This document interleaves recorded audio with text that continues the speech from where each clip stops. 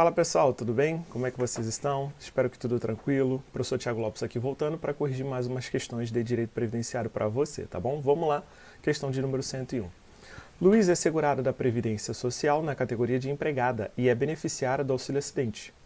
No ano de 2015, ao atingir a idade mínima para a aposentadoria, ela requeriu o benefício ao INSS. E em razão do indeferimento, ajuizou no mesmo ano ação previdenciária. Na instrução processual, ficou comprovado que alguns dos períodos de contribuição constantes no sistema do INSS eram falsos, tendo sido dolosamente inseridos no sistema de forma indevida para que a Luísa obtivesse uma vantagem na majoração do tempo de contribuição. Bom, vem a assertiva. O limite do prazo para que Luísa ajuizasse a ação contra o indeferimento do benefício era, de fato, no ano de 2015. Cadê? Aqui, ó. Indeferimento. Essa é a palavra-chave da questão. Já que, por exemplo, se tivesse postergado para o ano de 2021, haveria decadência do direito, e o gabarito da questão está errado, tá, gente? Por que está errado, professor? Porque contra o indeferimento, segundo o Supremo Tribunal Federal, não há prazo decadencial. Não há decadência. Hoje, decadência só existe para a revisão do benefício. Artigo 103 da Lei 8.213, tá bom? Não há decadência.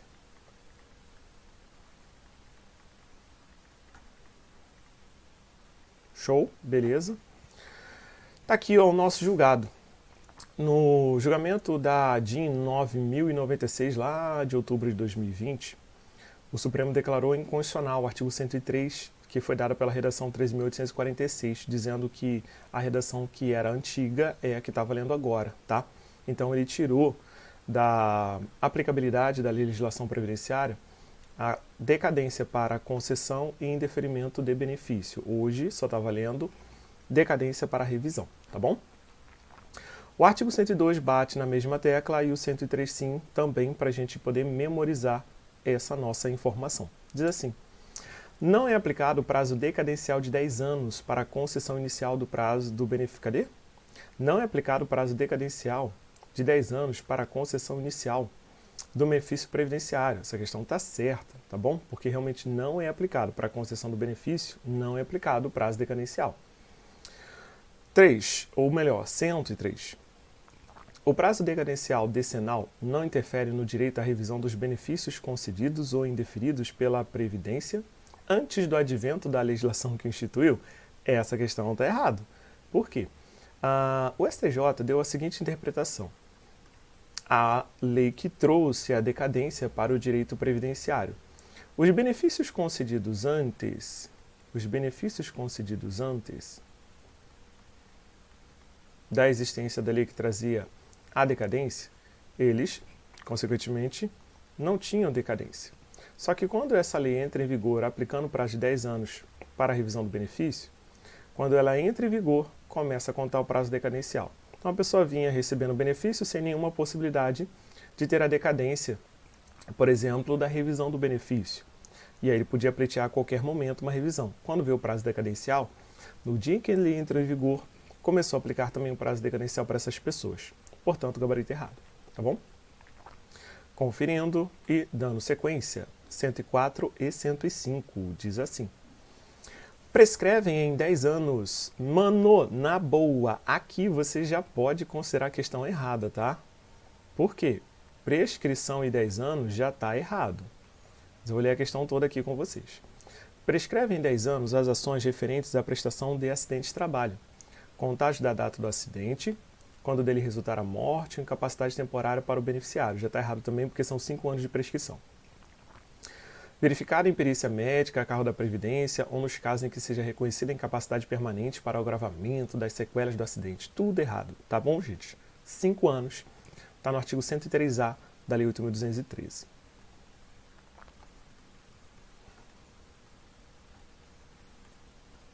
Beleza.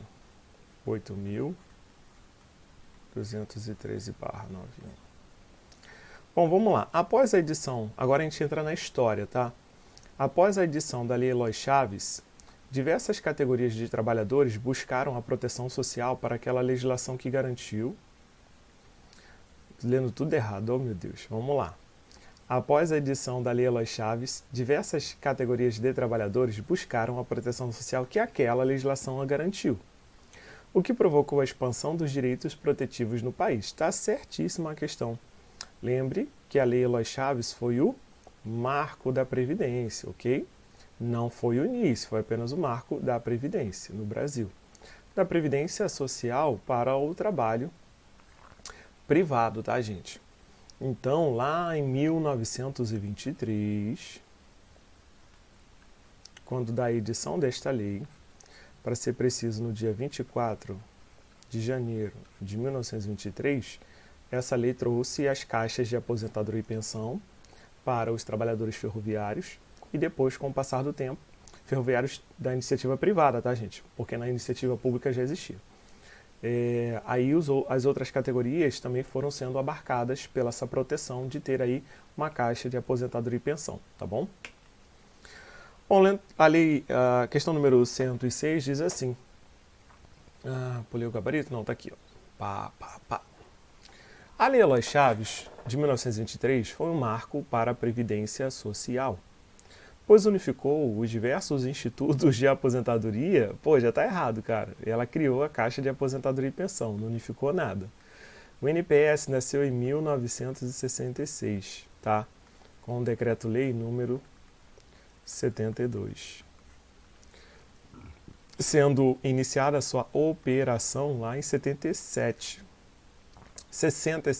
dia 2 de janeiro de 67, se iniciavam os trabalhos do INPS, tá bom, gente? Então tá totalmente errado. 107 diz: no Brasil, iniciou o regime próprio de previdência dos servidores públicos com o advento da Lei Eloy Chaves? Não, cara. A Lei Eloy Chaves trouxe as caixas de aposentadoria e pensão para os ferroviários, mas não o regime próprio dos servidores, tá? O regime próprio do servidor, cara, assim, em linhas gerais, começou em 1891, quando tivemos a instituição da aposentadoria dos servidores públicos que morriam em nome do Estado. Aí gerava pensão por morte para suas esposas e filhos. Se ele ficasse inválido em nome do Estado, teria direito à aposentadoria. Isso aí sim, regime próprio. 108. A Lei Eloy Chaves, tu vê como é essa bagaça que é em prova, é tudo questão do SESP, hein, povo? Que criou em cada uma das empresas de estrada de ferro existentes no país uma caixa de aposentadoria e pensão para os respectivos empregados, foi o primeiro ato normativo a tratar da Seguridade Social no Brasil. Não foi o primeiro ato normativo. Segundo historiadores, pessoal, o primeiro ato normativo previdenciário foi em 1821, com o decreto número 1 de Dom Pedro I, que trazia aposentadoria para os professores, tá bom? Decreto número 1. Bom, tá aí o nosso gabarito e vamos para a questão 109 e 110. Vamos lá. Embora a Lei Eloy Chaves seja considerada pela doutrina... Deixa eu só ajeitar uma coisa aqui, pessoal. Eu preciso.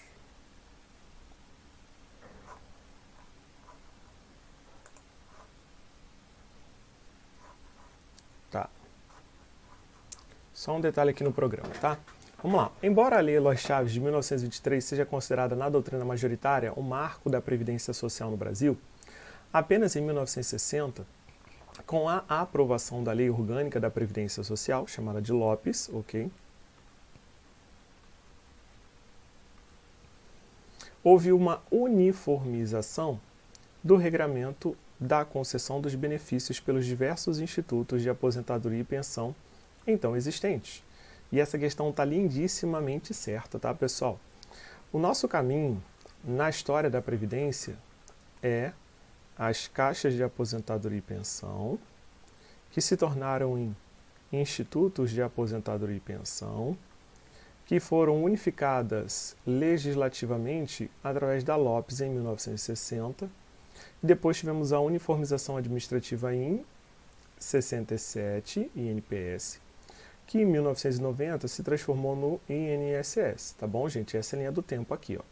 Caixa de Aposentadoria e Pensão em 23, IAP em 33, Lopes em 60, INPS em 66 e o INSS em 1990. tá bom? E tá aí aos trancos e barrancos até hoje.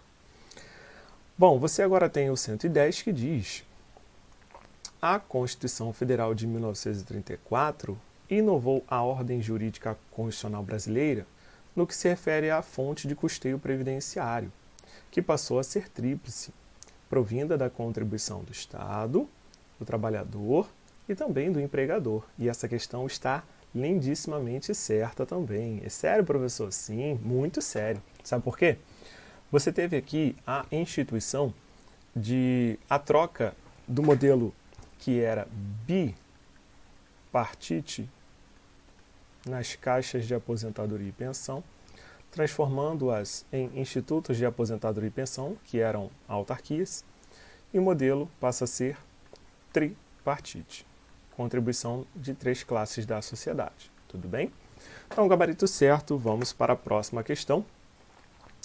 111, 112 e 113. Vamos lá.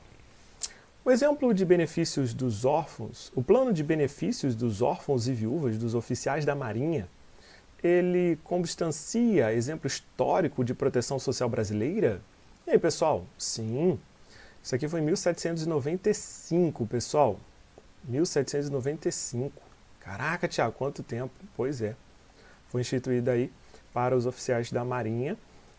Claro que essa época era ligada a Portugal, porque o Brasil ainda não era independente, isso foi só em 22, mas pertence à nossa história da Previdência, tá? Não da Previdência em si, porque isso aqui era um benefício mais voltado para a assistência, mas era um modelo de proteção. 112. Conhecida como a Lei Orgânica da Previdência Social, notabilizou-se por ter uniformizado a legislação previdenciária dos diversos institutos de aposentadoria e pensão, e essa questão também está certíssima. Lembre-se, Lei Orgânica da Previdência Social trouxe uma unificação legislativa, tá? Tem que gravar isso, o povo cai muito em prova. Legislativa.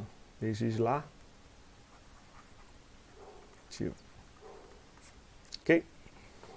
113 fala assim: as contribuições sociais, incluídas ou não em notificação fiscal em lançamento ou inscritas em dívida ativa, que forem pagas com atraso, estarão sujeitas à atualização monetária, juros de mora e multa, a qual varia entre 8% a 20% sobre o crédito derivado, crédito devido. Eu tenho que colocar o óculos, gente, porque fica uma lâmpada aqui e às vezes eu fico meio cegueta. Às vezes não, fica uma lâmpada aqui para trazer iluminação para o nosso vídeo e tal. Eu não gosto de gravar com óculos porque fica refletindo. Quer ver? Coloca aqui assim, a lâmpada fica refletindo. Até que não está refletindo tanto não, né? Vou começar a gravar de óculos aí, espero que não incomode vocês, tá, gente? Vamos lá.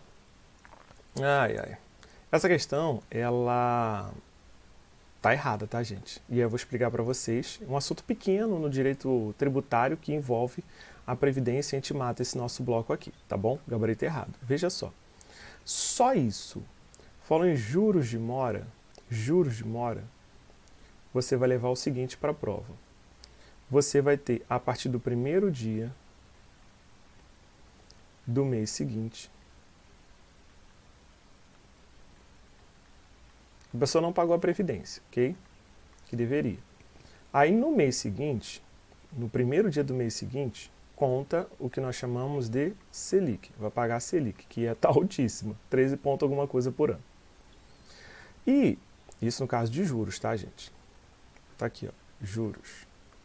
No caso de multa, você vai levar que ela é 0,33 por dia de atraso,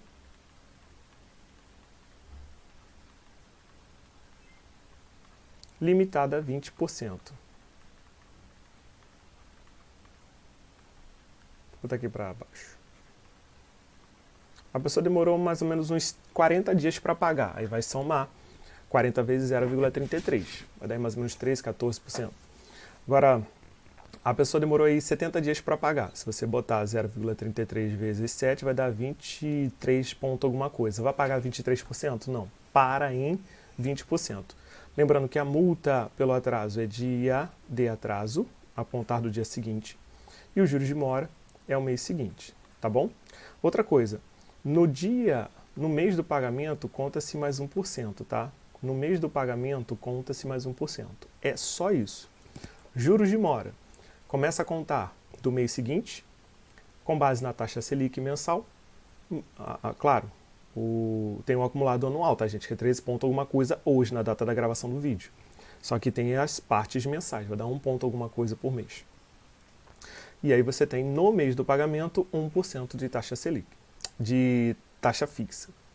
E a multa é 0,33, limitada a 20%, tá bom? Bom, tá aqui o nosso gabarito, e assim eu fecho esse nosso bloco, e daqui a pouco eu volto com mais questões para você, tá bom?